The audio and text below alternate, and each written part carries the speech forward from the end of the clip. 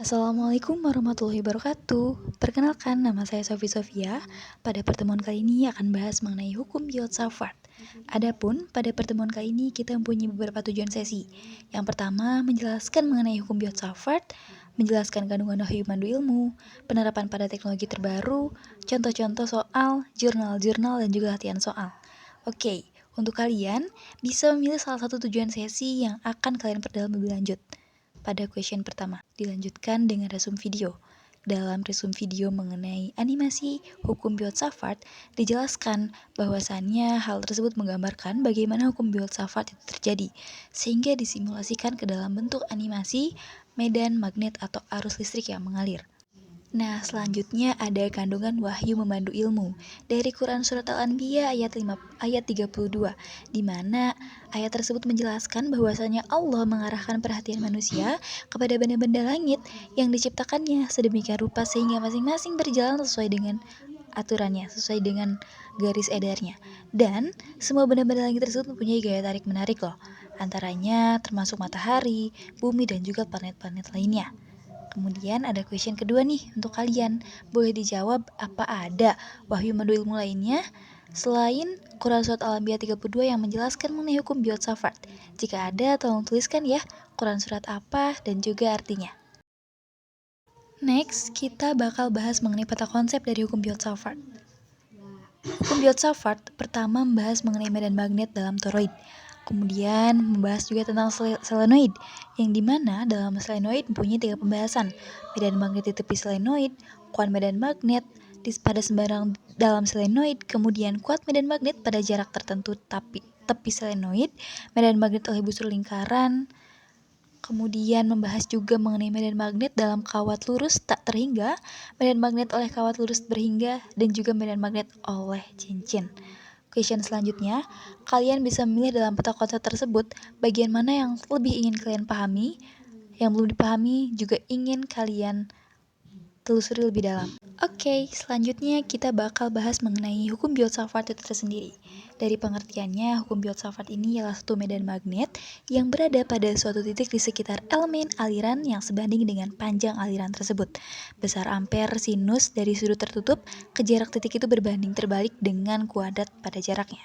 Adapun persamaannya itu dB sama dengan K dikalikan I dl sin theta per R kuadrat, di mana dB tersendiri merupakan induksi magnet di suatu titik atau tesia, kemudian I-nya merupakan kuat arus listrik, yang satuannya adalah ampere, dl adalah suatu panjang elemen kawat berarus, theta merupakan sudut antara kuat arus listrik dengan garis hubung ke titik berarus, K merupakan bilangan konstanta, dan R merupakan jarak dari satu panjang elemen dengan kawat yang lurus. Karena hukum filsafat itu mempunyai banyak pembahasan ya. Nih, yang pertama ada medan magnet oleh kawat lurus tak berhingga. Ia punya persamaan B sama dengan mu0 dikalikan dengan mu0 per 2V dikalikan dengan I per A, di mana kuat medan magnet merupakan B, kemudian mu0 merupakan permeabilitas vakum, I merupakan arus listrik, dan A merupakan jarak titik dari penghantar. Yang kedua ada medan magnet oleh kawat lurus berhingga. Satuannya bisa dilihat ya dalam gambar. Kemudian yang ketiga ada medan magnet oleh cincin. Satuannya juga terlihat dalam gambar. Kemudian kita punya medan magnet oleh busur lingkaran. Dan ada medan magnet di tepi selenoid. Ada selenoidnya tersendiri. Kemudian ada medan magnet dalam toroid. Nah, ada question 4 nih. Menuliskan secara rinci apa itu hukum filsafat menurut pemahaman kalian tersendiri. Nah, jangan dulu dilanjut dong nonton videonya kalau belum paham mengenai persamaannya, karena kita bakal bahas contoh soal. Selanjutnya ada contoh soal tentang hukum filsafat, seperti ini. Suatu selenoida yang mempunyai panjang 2 meter dengan 800 lilitan dan jari-jari 2 cm. Bila selenoida tersebut dialiri arus sebesar 0,5 ampere, tentukan induksi magnet yang ada pada ujung selenoida. Oke, karena sudah diketahui L-nya atau panjangnya merupakan 2 meter, jumlah lilitan selenoida atau N-nya adalah 800 lilitan, jari-jari selenoidanya adalah R sama dengan 2 cm, kuat arusnya atau I sama dengan 0,5 ampere. Ditanya induksi magnetik. Rumusnya menggunakan rumus yang B sama dengan mu0 dikalikan dengan I dikalikan dengan N per 2 L.